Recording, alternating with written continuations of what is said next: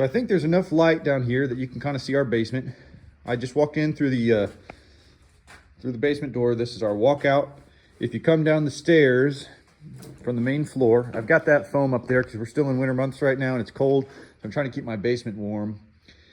This is the den on the right.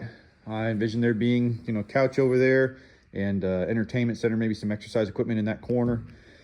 Come down on the left. This will be our storm shelter, utility room, cold cellar, all that kind of stuff. We live in southwestern Missouri, so tornadoes are not uncommon. So basements are really nice. And then having a basement with a little bit more protected room is really, really nice. And I went ahead and insulated it with some rock wool.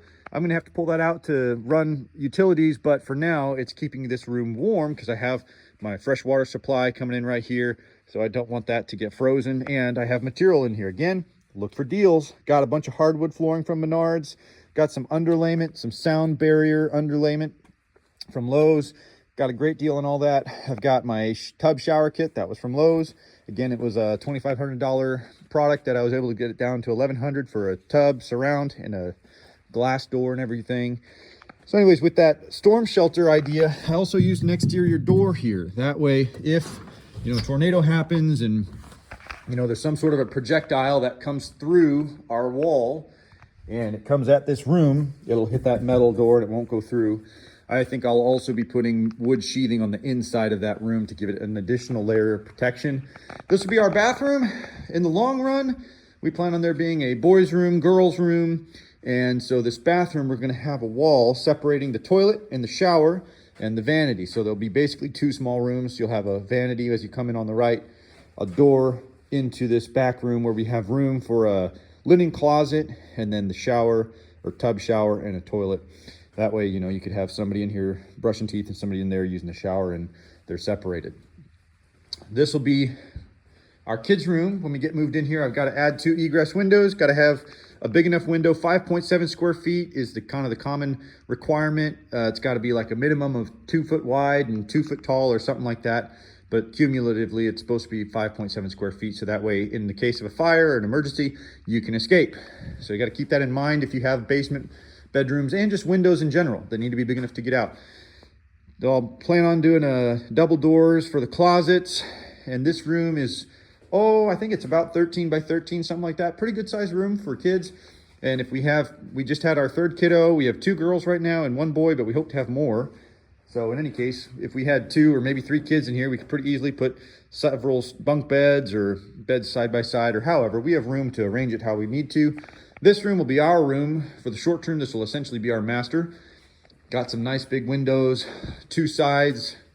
And again, they kind of look out towards our chicken coop and garden and all that. And when I placed my posts for my deck, I placed them somewhat strategically, trying to make it to where when you are in here, you don't actually see the posts.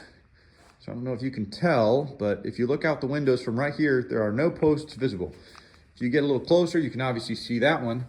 That one's right there, and it's centered behind this wall.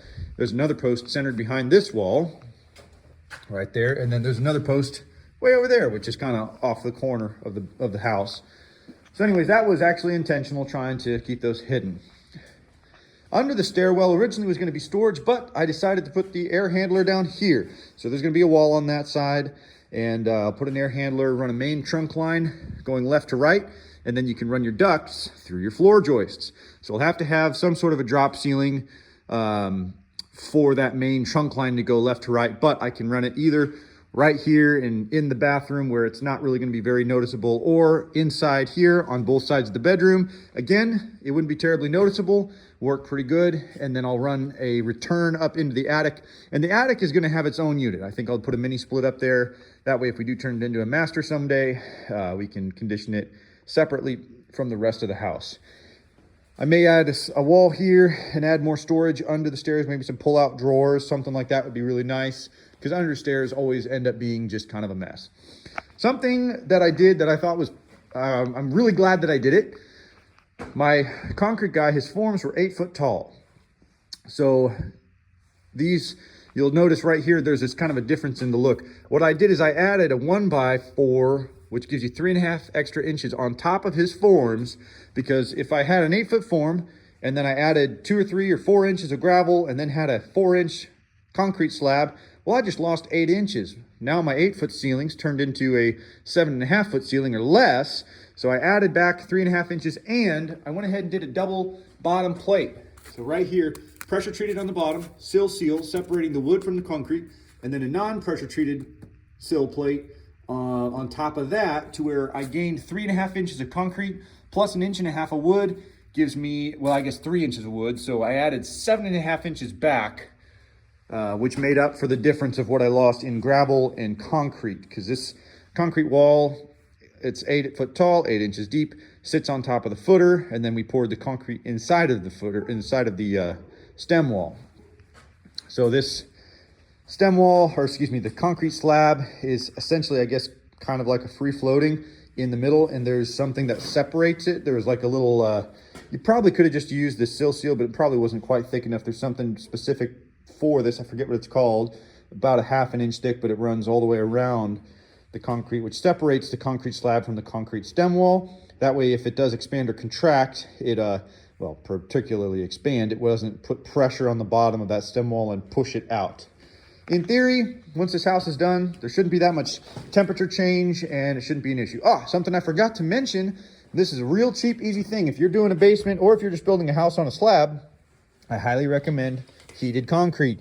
And I'm sure there's a much better way to do this, but we'll see how it works for me. I just ran PEX through the concrete. There was I ran rebar through my slab, 1/2 inch rebar, 2 foot on center, or excuse me, 2 foot grid. So there's every 2 foot, I had rebar running this way every 2 foot, and rebar running this way every 2 foot. On top of that, I tied PEX, and I ran it basically through doorways, in hallways, and I have 3 runs of it, one that runs to each room, the bedroom, and this den.